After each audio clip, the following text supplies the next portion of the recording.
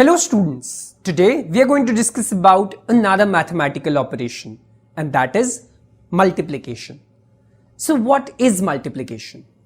Multiplication is a mathematical operation which involves repeated addition, and it is represented by a cross sign or an asterisk sign. For example, if I ask you to multiply 4 and 3, then how would you get the result? Well, to solve this question, let's adopt an easier way. So just make 4 rows of 3 boxes each. And if we count each box in each row, then it comes out to be 3 in each case. And by adding them, which is nothing but 3 plus 3 plus 3 plus 3, we get the result as 12. So what are we actually doing here? We are adding 3 4 times. And that's how we get the answer of 4 multiplied by 3, which is equal to 12. So shall we try another question now? Okay.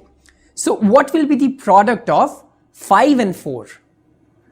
So just follow the rule of repeated addition which we have just discussed. And this time again, just add 4 5 times.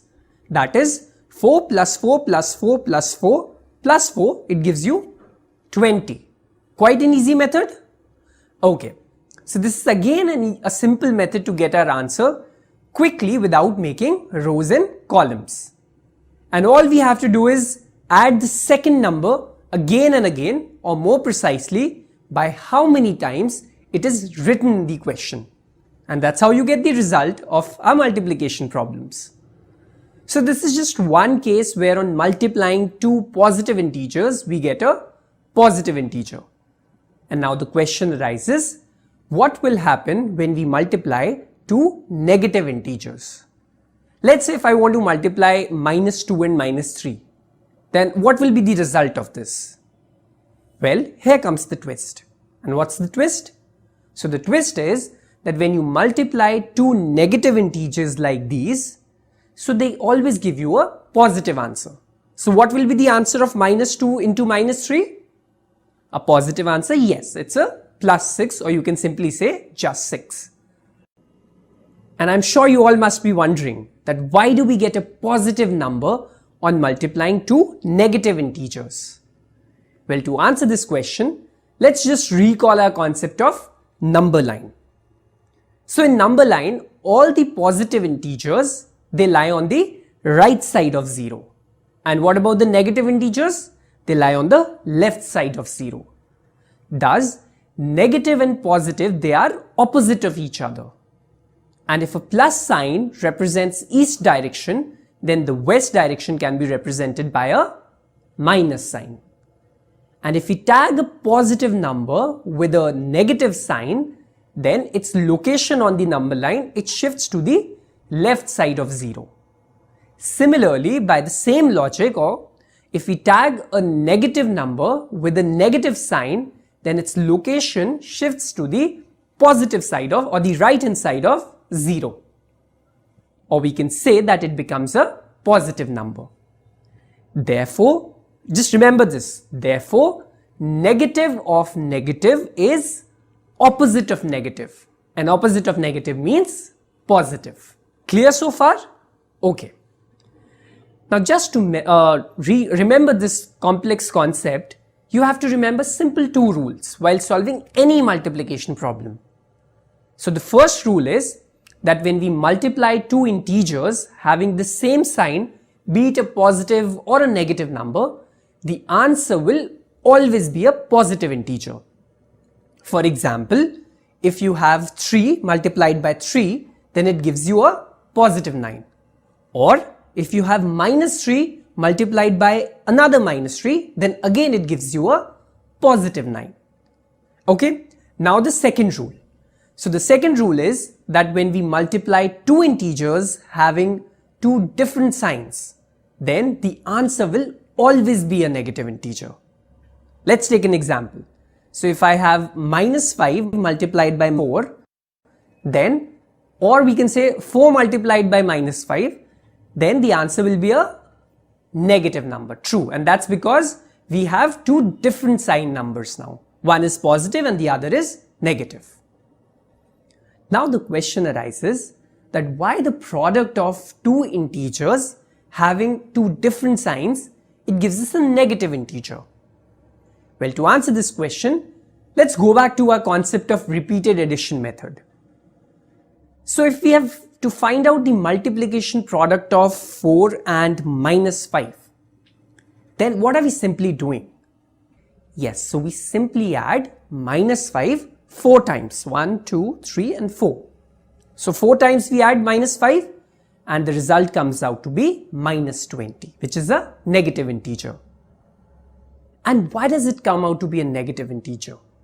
So it is so because we've already studied that adding negative numbers or negative integers, it always results in a negative integer. And so we can see here also. Therefore, minus 5 into 4 or 4 into minus 5, it gives us a negative integer, that is minus 20. So what can we conclude from this example? So we can certainly conclude that when we multiply a positive integer with a negative integer, then the result will always be a negative integer. And this is what our rule 2 stated.